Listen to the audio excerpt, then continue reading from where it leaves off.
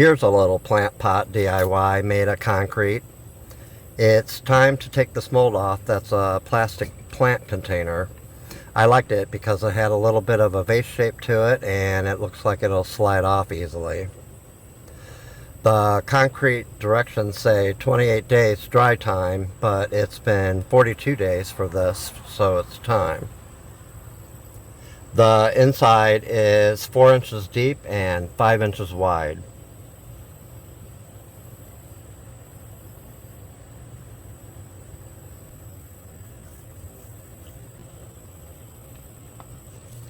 I'm adding peat moss with a little bit of potting soil.